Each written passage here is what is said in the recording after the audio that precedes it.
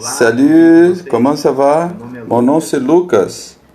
J'aimerais avant tout de vous féliciter pour l'événement, pour l'organisation, pour tous ceux qui servent, pour vous qui participez et tous ceux qui sont dans l'événement Awakening Generation à Madagascar. C'est une bénédiction énorme de faire partie. Et je voudrais être avec vous personnellement, mais si le Seigneur me permet un jour, je le serai. Dans le moment, il n'est pas possible. Mais de la même façon, Dieu va bénir ce jour, cet événement, tous ceux qui participent et tous les pays de Madagascar. Que Dieu vous bénisse énormément. Comme je vous ai dit, mon nom c'est Lucas. C'est un honneur d'être ici. J'étais invité par les frères pour coopérer avec une partie de la parole avec le thème l'entrepreneuriat. Je suis au Brésil, l'état de São Paulo. Et je coopère, je sers avec les frères depuis des années. Et aussi, j'ai ouvert mon premier business à l'âge de 21 ans. Ça fait 18 ans que je suis dans les marchés et je fais l'entrepreneuriat. Le mot entrepreneuriat, elle est à la mode, plusieurs parlent de ça, on parle d'entreprendre. Et plusieurs fois, il lie le mot entreprendre avec une profession spécifique comme si j'ai fait telle profession, l'administration, la technologie d'information, je dois être un entrepreneur. Mais si j'ai fait la biologie, peut-être pas. Il n'a rien à voir peut-être. Et nous allons voir qu'est-ce que c'est réellement entreprendre dans une vision que j'ai. Peut-être d'autres ont d'autres visions, d'autres façons de penser, agir. Je ne dis pas que c'est mauvais, mais je vais vous montrer la façon que je vois l'entrepreneuriat, comment ça fonctionne, ça se passe. Et nous allons voir principalement qui est le plus grand entrepreneur de l'univers et quelle est la plus grande entreprise de l'univers. Et je voudrais que vous faites partie de celui-là et ne soyez pas hors de cette grande entreprise. Entreprendre, ce n'est pas une question de choisir une filière à l'université ou d'avoir beaucoup d'idées. Non, ce n'est pas nécessairement ça. Ou si vous êtes prêt à prendre du risque, ou si vous avez de l'argent pour investir, si vous voulez ouvrir un business ou pas, ça n'a rien à voir. Entreprendre, ce n'est pas avoir une entreprise ou pas. Ce n'est pas simplement avoir une ressource pour investir ou ouvrir un business ou avoir une idée merveilleuse. Et entreprendre vient d'un sentiment intérieur, un sentiment de n'être pas satisfait dans le bon sens, de vous voulez faire quelque chose de différent pour changer, pour améliorer la vie des gens, pour avoir une évolution, un processus. Donc nous allons parler un peu de ça. Qu'est-ce que c'est entreprendre? Et principalement, qu'est-ce que c'est entreprendre dans le royaume? Le thème de Awakening Generation, c'est la puissance de la croix. La puissance de la croix est tellement liée à ça et avec les plus grandes entreprises de l'univers. Le chemin, le premier point que je voudrais vous transmettre, c'est cette inquiétude de vouloir avancer. Vous connaissez dans l'histoire les entrepreneurs classiques qui n'étaient pas satisfaits, contents avec la situation dans une maison ou dans un secteur. Ils ont voulu changer. Henry Ford, qui est très connu, l'Américain qui a inventé, qui a développé la voiture. Les gens utilisaient les chariots, les chevals. On doit améliorer la façon de déplacement. Je ne peux pas être satisfait à utiliser seulement des chariots, des chevals. Donc, il a travaillé sur le projet de la première voiture. S'il était seulement, on a déjà des chariots, c'est bon. C'est une question d'ambition, mais c'est une inquiétude de vouloir avancer, d'améliorer la vie des gens. Un autre connu, Steve Jobs, dans l'époque, qu'il avait un ordinateur, seulement des grandes entreprises des entreprises millionnaires, des multinationales. Ils ne pouvaient pas avoir les autres ne pouvaient pas avoir d'ordinateur. Ça ne peut pas être comme ça. Tout le monde doit avoir un ordinateur à la maison.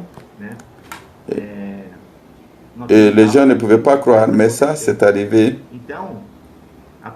Le premier point d'entreprendre, c'est avoir une vision, c'est voir un peu au-delà.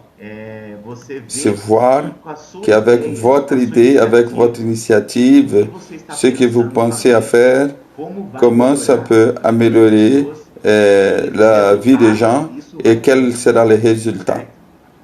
La première chose, c'est la vision, voir votre idée arriver, comment ça va se passer et les résultats que ça va apporter. C'est penser un peu dans l'avenir. Ce n'est pas seulement voir la vision des rêves, des idées, il faut avoir un planning. Planifier n'est pas nécessairement avoir des graphiques, des projets tellement grands, mais c'est être capable d'écrire dans un papier votre idée et comment faire l'exécution du début, au milieu et à la fin. Les dessins, combien de business sont apparus dans un petit papier dans un restaurant, mouchoir, et comment vous pouvez commencer et finir, comment exécuter cette idée. Le premier pas, après avoir la vision, avoir la perspective, c'est écrire. Troisième, le courage. Courage d'exécuter. Le courage, pas seulement le courage de mettre l'argent dans une idée, tout l'argent que vous avez, d'une façon irresponsable, sans penser aux conséquences. Non, je vais changer, je vais d'un côté à l'autre. Non, ce n'est pas faire des choses sans penser, mais avoir le courage de travailler, de dépenser du temps, et des fois ça ne marche pas. Avoir le courage de mettre de l'argent que vous avez épargné partout, en argent calculé, peut-être ça ne viendra pas. Combien de fois j'ai eu ça, c'est passé avec moi pendant des années, j'ai dépensé du temps, de l'argent et le business n'a pas avancé. Mais d'autres sont bien avancés. Le courage de peut-être, si ça ne marche pas, qu'est-ce que les gens vont dire? Ah, ça n'a pas marché, regarde. Et tu ne t'inquiète pas. Un entrepreneur, il n'a pas de courage de ne pas faire sortir une idée du papier et ne faire pas ça arriver. Ça, il ne peut pas accepter. Il veut que les choses se passent, il veut avancer, d'accord? Et aussi, ça ne sert à rien d'avoir de courage, il faut être compétent. Qu'est-ce que c'est la compétence? C'est avoir une puissance d'exécuter, de savoir faire ce que tu veux exécuter cette idée et savoir transmettre la vision à une équipe pour que l'équipe qui va travailler avec toi, qui va conduire le business avec toi. Donc, c'est important de savoir conduire des gens vers la vision, transmettre la vision, c'est communiquer avec l'équipe, mener cette vision en avant. Comme je vous ai dit, entreprendre, ce n'est pas seulement avoir un business ou ouvrir une entreprise, c'est dans votre travail, dans votre activité, servir avec les frères. Nous allons voir ça. Et dernier des 5 points que je voudrais vous transmettre, c'est la résilience. Un mot très fort. Inclusive, c'est le titre de la biographie de notre frère Dong, la résilience. Qu'est-ce que c'est la résilience? Ce n'est pas désister dans le premier échec, ne pas désister dans la première défaite. D'entreprises que vous admirez beaucoup, la Microsoft, Apple, d'autres, Ford, que je vous ai parlé aussi, elles ont fait beaucoup d'erreurs. Les fondateurs, ils ont travaillé des années sans aucun résultat. Ils ont dépensé de l'argent dans des prototypes sans avoir de résultats. 5-6 ans, mais les résultats ont commencé à venir. Il n'y a rien de facile, rien va apparaître.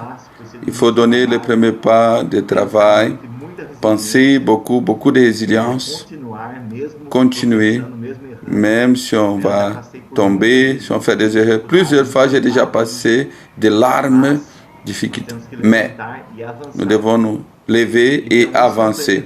Ça, c'est un entrepreneur. Entrepreneur est celui qui veut, il a une vision, qui veut changer quelque chose. Ça peut être dans l'école, au travail, là où vous êtes, même dans votre entreprise. La vision, il sait planifier, il sait écrire au commencement, au milieu et à la fin, comment exécuter, comment changer la vie des gens avec son idée. Il planifie, il a du courage pour exécuter, dépenser du temps, le courage pour mettre de l'argent sur ça, mettre sa vie à ça, et la compétence. Il étudie la chose, il sait comment conduire, parler aux gens, il a la résilience pour exécuter jusqu'à la fin. Ça, vous pouvez appliquer dans votre vie d'études, votre famille, votre travail, où vous voulez travailler, même pour ouvrir un business. C'est un chemin d'arriver au résultat. Je veux réfléchir avec vous. Qui est le plus entrepreneur que le monde a déjà vu? Qui a exécuté son projet et a changé la vie des milliers? C'est le Seigneur Jésus lui-même. Il est venu sur cette terre. Il avait un plan. Il avait un plan, il avait une vision. Il voudrait amener la vie pour tous les hommes. Il voudrait sauver l'homme de la perdition éternelle. Dieu, le Père, il a exécuté les projets, les plans. Le Fils est venu sur cette terre. Il avait un ministère, un plan. Il n'avait pas seulement une vision de sauver l'homme. Il est venu pour faire l'exécution de son ministère. Troisième, le courage. Est-ce qu'il a manqué de courage pour lui? Non, jamais. Parmi les difficultés, les persécutions, des blasphémies même les gens qui étaient à son côté, dans les derniers moments, lui ont abandonné, mais il a avancé jusqu'à la fin. Même ceux de sa propre maison ont moqué de lui, mais il a avancé jusqu'à la fin. Et à la mort, le dernier moment du Seigneur, c'était un moment de tellement de courage. Non seulement simplement parce qu'il était courageux, mais parce qu'il savait où il voudrait y aller. Il savait que la fin de la crucifixion allait amener le salut pour l'homme. Il pensait à vous et à moi dans le chemin de la croix. C'est ça qui n'a pas lui fait désister. Sa vision était forte. Il savait aussi se communiquer, parler aux gens, lui transmettre la vision qu'il avait. Et ça a apporté beaucoup d'engagement. Ça fait que l'évangile puisse avancer parce que les gens ont vu en lui un Dieu par ses mots et par ses actions. Il avait beaucoup de résilience.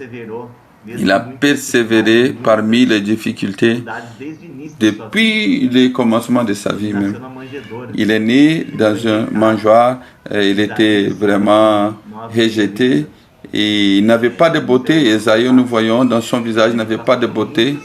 Il a passé par plusieurs difficultés, des pressions psychologiques, mais il avait la grâce du Seigneur. Il avait une vision. Il avait un plan. Il avait le courage pour l'exécuter. Il a compris son propos. Même, voyez combien il est intéressant, il est venu dans les moments corrects. Les moments, si vous allez étudier, plusieurs sont des étudiants. Vous avez étudié l'histoire qui est Alexandre le Grand. Il a fait un travail où il a pu répandre son empire, mais pas avec la guerre, mais il faisait plus d'amitié. Et il a introduit la langue et la culture grecque. C'était 300-400 avant Christ. Donc, il a fait une globalisation à l'époque. Les gens parlaient, ils marchaient d'un pays à l'autre. Il y avait les Grecs pour se parler, la langue grecque. Après est venu l'Empire romain, 27 avant Christ. L'Empire romain, non seulement il a répandu, il était le plus grand empire de l'Occident, il a duré 5 siècles, non seulement l'expansion, mais il a introduit l'infrastructure, il a ouvert des routes, la communication des routes, ils pouvaient voyager plus facilement. Et après, Jésus est venu, il a accompli son plan. Il est mort, il est devenu l'Esprit qui donne la vie pour amener vie à tous, vie pour tous. Et dans ce monde qui est globalisé, avec la facilité de déplacement, de communication, ce n'est pas comme aujourd'hui, mais il y avait beaucoup plus qu'auparavant que l'homme pouvait connaître. L'évangile est répandu dans le monde entier, non seulement à travers les 12 apôtres. Peut-être vous pouvez dire non, je ne suis pas un apôtre, mais principalement pour les chrétiens normaux comme vous et comme moi, peut-être plusieurs comme vous, des chrétiens qui vivent la vie, mais qui amènent l'évangile. Dans cette époque-là, après que le Seigneur est devenu l'Esprit qui donne la vie, il a soufflé les disciples, demandé d'amener l'évangile. Et dans tout l'entourage de Jérusalem, les chrétiens, ils ont voyagé dans plusieurs pays pour amener ces marchandises, pour vendre, faire des services, pour vendre et faire ces choses. Ils prêchaient l'évangile en même temps. Donc l'évangile a répandu dans les moments très importants de l'époque, dans l'histoire. Jésus est venu dans le moment exact. Jésus, il est venu pour exécuter les plans merveilleux. Aujourd'hui, mon frère, ma sœur, mon ami qui m'entend là, je vous encourage à être un entrepreneur du royaume. Bien sûr, dans votre vie professionnelle, dans votre vie personnelle, tout ça, il y a la vie avec le Seigneur. Je veux que vous soyez bénis et réussis dans votre profession, même si vous allez travailler dans le travail public ou en entreprise, mais ayez un esprit d'améliorer, de planifier vos actions, vous allez donner du résultat, vous allez faire se passer et être quelqu'un de succès là où vous êtes. Mais au-delà de ça, je vous désire les succès professionnels dans votre travail, indépendant des difficultés, un petit business que vous voulez faire. Si vous avez un concept de vouloir améliorer et de faire les idées pas à pas, vous allez avancer. Mais je vais vous inviter principalement pour participer de plus grandes entreprises de l'univers, qui c'est édifier l'Église, qui c'est le corps du Christ, l'entreprise que Jésus a commencé et qui se passe, s'est exécutée jusqu'aujourd'hui, l'édification de l'Église, l'avancement de l'Évangile. Voici, c'est vraiment comment changer la vie des gens. C'est la vérité, en vérité, apporter la plus grande richesse que tu peux amener sur cette terre. L'apôtre Paul, il nous parle dans 1 Thessaloniciens chapitre 2, verset 19. Il nous a dit, quelle est notre espérance ou notre joie ou notre couronne devant notre Seigneur Jésus lors de son avènement? N'êtes pas vous? Oui, vous êtes notre gloire et notre joie. La couronne de Paul, la joie de Paul, la richesse de Paul n'était pas des choses, n'était pas des biens, n'était pas des entreprises, mais c'était des gens qui l'ont mené à Christ, les gens qui l'ont mené l'évangile. Ça, c'est éternel. Ça, c'est éternel. Regardez-vous là où vous êtes maintenant. Je vais regarder à mon entourage. Qu'est-ce que c'est éternel là où je suis là? Qu'est-ce que c'est éternel? Est-ce que l'ordinateur, c'est... Non, il n'est pas éternel. L'habit que je suis là n'est pas éternel. Ça peut être une bonne marque, mais ça n'est pas éternel. Mes chaussures ne sont pas. L'espace, la salle, peut-être ça va durer un peu, mais n'est pas éternel. Qu'est-ce que c'est éternel? C'est Dieu qui est en moi et Dieu qui est en toi. Et qu'est-ce que vous faites qui aura un poids éternel? C'est l'évangile qui vous a mené. Christ qui vous transmettez aux gens, c'est Christ. Il ne sortira jamais de ces gens. Et ces gens, vous allez les rencontrer la Nouvelle Jérusalem. C'est les plus grandes entreprises de l'univers. Je vous encourage à faire partie de l'entreprise merveilleuse.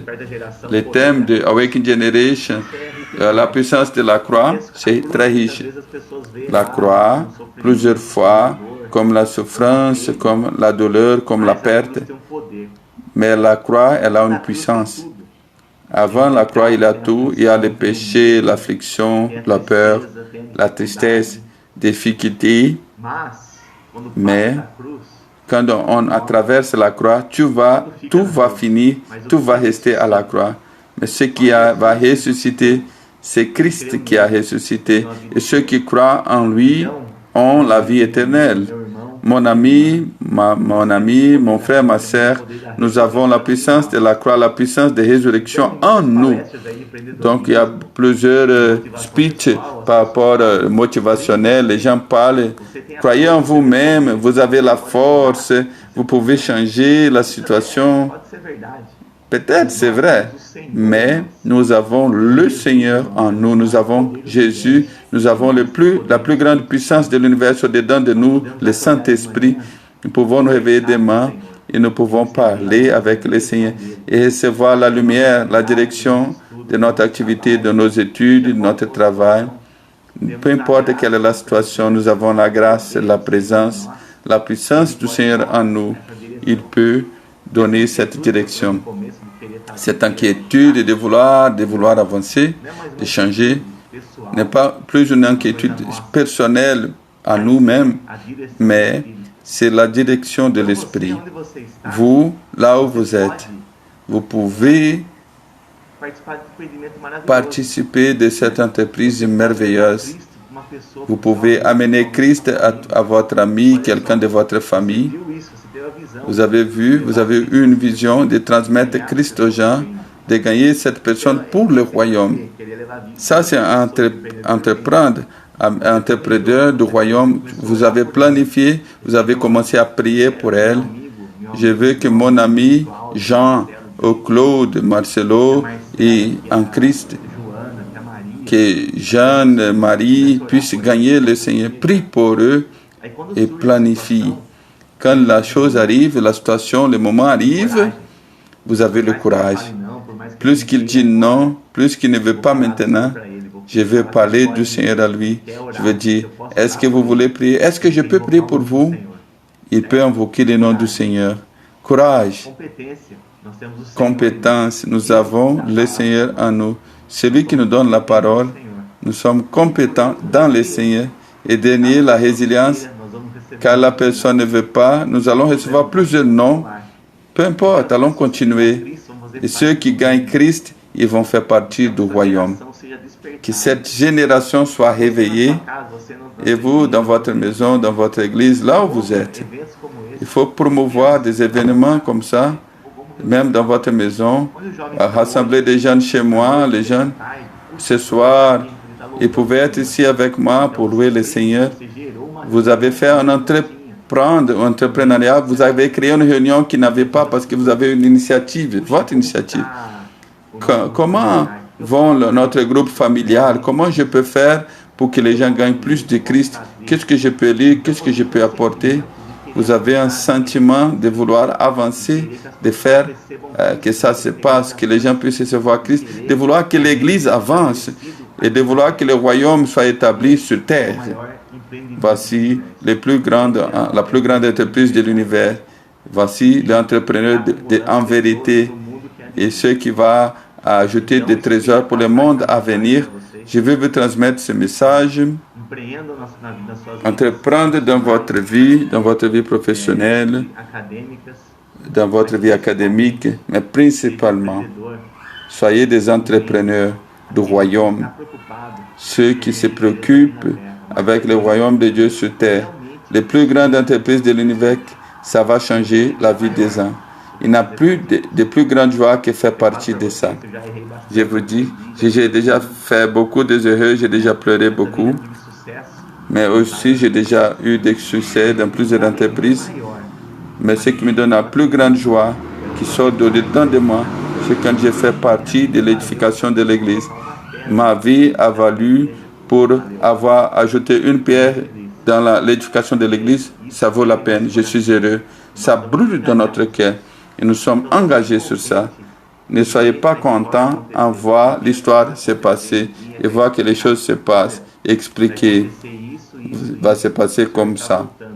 le Seigneur il revient. Il faut entrer, faites partie de l'histoire de Dieu. Dieu vous appelle.